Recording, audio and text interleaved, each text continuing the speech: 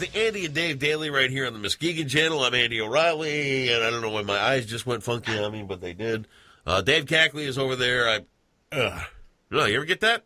Yeah, when you got the sleepy dirts? No, none of that. Need your mom to dig in with her fingernail? No, none of that. It was just lost focus there for a minute, but I'm back. I can see you now. Okay, good. Because I'm here. What are you doing underneath that screen? Stop touching that. No, it's too early in the morning for that kind of carrying on. Man, I went to Spring Lake last night. Oh, how was that? It was good. I met Gretchen Whitmer. Uh-huh. Had to talk with her for a little while. She's going to be the candidate for governor for the Democrats, it's looking like. Uh-huh. Very powerful speaker, very, and honestly, pretty cool. Yeah. I enjoyed her talk. I enjoyed her, we had a little chat beforehand. And then I met Dr. Rob Davidson, who's running for Congress in the U.S. level. That was pretty cool. Mm-hmm. Always nice to see Gary and Michelle that own the club down there. Have you ever been to Seven Steps Up? No, I haven't. You haven't. It's a club in Spring Lake, and they focus on bringing in mostly it's like Americana music. Okay. And it's really intimate. They seat about 100 people. So when they bring in a concert, it's a really intimate experience, and it's really up close and personal, and it's a lot of fun. We had a band there that I kind of dig. They're called Ballroom Thieves. Okay. We got to see them a year or so ago. It was a lot of fun. Really nice. cool little place they got going there. So now when you're there with these, experienced politicians, are you getting any advice? Are they trying to help you out, giving you kind of the? It's more like a lot of good luck, and hope to see you, and Rob Davidson and I, we talked quite a bit because I think there's going to be a lot of dual stuff. We're kind of in the same territory. We're kind of running on the same platform and ticket and all that kind of stuff. So I think Rob and I will see plenty of each other. He's the ER doctor from Fremont. Oh, okay, yeah. Against Huizenga. So right. we talk quite a bit. Okay. And people have. I put the couple of minutes that I talked out on Facebook last night, and of course there's advice that's coming in from people, and say this and don't forget to mention this and that kind of thing. But I was only supposed to speak for a minute, and I think I talked for almost 4. So hey, there you go. You know the game, man. What can you say in a minute, though? Honestly, right. What can you say in a minute? Right. You cannot say anything in a minute. I can pack stuff in pretty good into a minute. Because let's face it, I've worked for radio. Uh-huh. If you can't get a thought in 30 seconds, don't say anything. Welcome to radio. But hey, I kept things. I'm surprised you haven't watched it, honestly. I've been a little busy, but yeah, you got in. But I'll have to check it out. Yeah, thanks for nothing, BFF. So anyway, yeah. Have you even liked the candidate page yet? I did. Oh, yeah. Okay. Well, and I'm nonpartisan, and I liked your candidate page. Well, thank you very much. You're very kind. I'm with you. All right. Take that little speech I gave and run it past your political advisors too. I need to know where I'm at. Absolutely. Yeah, I got people in the know. Would you? All right. White House said that President Trump was entirely correct to blame both sides for the violent protest in Charlottesville. The memo also stated President, with no ambiguity, condemned specifically the KKK, neo-Nazis, and white supremacists. The White House officials were reportedly caught off guard by Trump's remarks on Tuesday. Trump had signed off on a plan to not answer questions from journalists during an event touting infrastructure policies. I knew he was going off script pretty early on. Yeah. You could tell that once he started, because it becomes pretty obvious when he's not on teleprompter. This is one of those things that Obama was really good at, whether you thought he sucked as a president, whether you liked him, whether you were somewhere in the middle. He never ventured off script. He knew he couldn't go off teleprompter, so he didn't. He was polished. He knew exactly what he was going to say all the time. You could see Trump just struggling for words and trying to give a nuanced discussion on this. I mean, because there is room for nuance. Trump can't do it. He can't do it without prepared remarks and prepared statements, and it was a train wreck. Oh, I agree. And I will say this, though. I think what you just said, that Obama didn't go off script. He didn't. I think you're mistaken there. I think he was a lot more eloquent.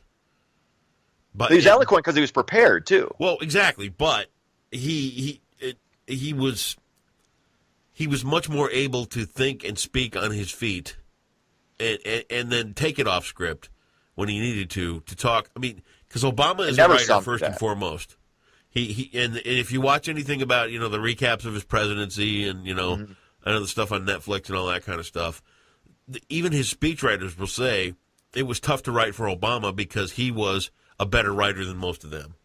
So yeah, for him to be put on the spot and to have to come up with words and talk and convey emotion immediately, he was much better at that than Trump is.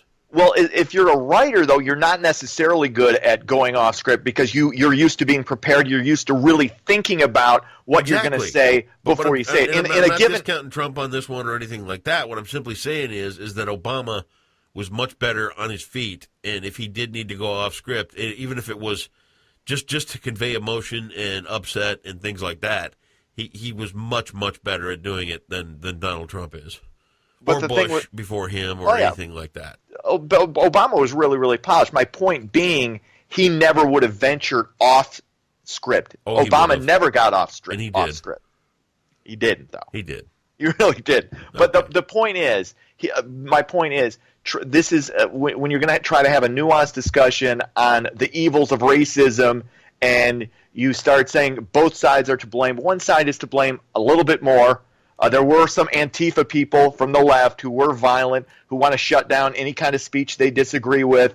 And Trump's problem is he probably doesn't even know who those people are. He can't name them. I mean, he could have said, hey, Antifa was an issue too, but the KKK, the neo-Nazis, the white supremacists, they were, for the most part, to blame in this. But you can't, nobody can have a nuanced discussion. You got people on Fox completely defending the president. You've got people on CNN just using this as another hammer to bludgeon Trump with. It's no win. You're not getting a honest perspective from anybody on this. And I'm here to tell you what, I know as a guy that's running for a state office, it's probably not the best thing to say, but to sit for hours on end and watch either side of this stuff with CNN or Fox News or any of that kind of stuff, you're poisoning your mind. Yeah, you're absolutely right. You really are. They are feeding on this division and this hate and this absolute. It's like awful. They're like children. They're like children. It's like you have one way to think about this, or you have this way to think about it. And if you vary at all from one side or the other, you're the bad guy. Yeah. If you don't try and think, okay, what is this person saying, or what is that person saying? If you do that, if you try and offer some honest perspective, you're the bad guy. I'll tell you what, and I mean this. When I first came out here to Muskegon to be on the radio, and this guy, the guy that gave me this advice, turned out to be one of my best allies ever, because he should have fired me 150 times, for all the stuff I was doing back when I was drunk and calling in sick all the time and all this other kind of stuff. But as I was going through the interview process to get the job at the radio station and all that kind of stuff, he was telling me flat out, he's like, look, you need to be polarized on all these situations. If it's going to be something, you need to pick a spot and stick with it and be polarized and blah, blah, blah. You need to be this. You need to set benchmarks for all the stuff you do on the radio and blah, blah, blah. And the whole time I'm sitting there in the interview and I'm going, And I'm thinking to myself, are you nuts? What are you talking about, dude? Just why can't you just be that neighborly guy that is on the radio and you talk with and you're you're the company that people wake up with every morning and stuff. And I followed my own advice on that stuff. I don't understand this whole move toward it has to be this way. I'm right, you're wrong. Blah blah. It's just that's an ice pick in the middle of this country at this point, and it's awful. And it's childish. It's just exactly that. It's people. It's children. It's like the kid who asks, you're watching a movie, and okay, is he the good guy? Is that the bad guy? And it's in oversimplifying these complex issues, and it's just it's childish. Yeah. Ridiculous. Powerball jackpot up to $430 million. Next drawing is 10:59 tonight. Get your ticket. This is the 9th largest in the game's history. Now check this. Federal tax on this If you want to go with the lump sum, which would be $273.4 million, the federal tax is $68.3 million. State tax is around $24 million bucks. So fair enough. Giving away about half of that to the fine folks in the government. But hey, guess what? Still a good chunk of change. I could still skate by pretty easy. I think you can skate by it. It'd be all right.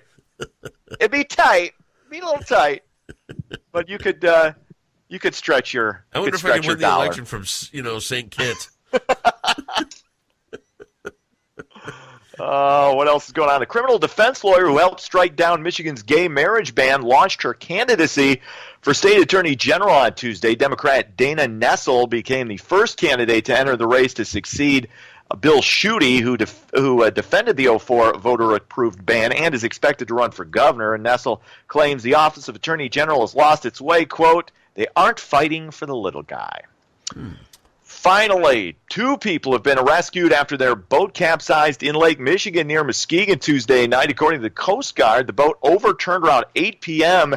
near the Muskegon pier head and was noticed by some Good Samaritans. They were able to come to the rescue. There were no injuries, and no names have been released. Wow. It's got to be an awful feeling. Yeah, oh, God. 8 o'clock or so at night, and your boat's overturned out there by the pier. It's like, uh-oh. Thank God you and I were. Neither one of us are good enough swimmers to get out there. How do you know? I'm a good swimmer. Come on, you're a rock, dude. I can make. You're literally a rock. You are sinking. I can swim in from the pier head. You think? Absolutely. I have no doubt about that in the world. Really? None. Oh, better I'm man than me. swimmer. You, on the other hand. Well, you know what it is? I thrash around too much, and then I'm out of breath. I know you're awkward. You're gangly. Yeah, that's my problem. One of many. Sports. Cubs lose. Cubs lose. Cubs lose. Cincinnati doubles up the Cubbies 2-1. The Tigers just slowly playing out this horrendous season of mediocrity. They get bludgeoned by the Rangers 10-4. That's sports. I'm watching the game last night, and did you see in the 7th inning when the guy stole home from third? Yeah, wow. I caught the highlight of that. Oh yeah, that was classy. I mean, how do you stand there as the pitcher? And then they still had that umpire, in the series. The one that tossed out Kinsler the other night. What a jerk. Did you hear what Kinsler said to him? No. He talked about what a terrible umpire he was and blah, blah, blah. And he goes, if I get fined, so be it. Whatever. I said my piece. I'll pay it. Screw him. Good for you, Ian Kinsler. I like that. Man. Hey, guess what? What? You're out of here.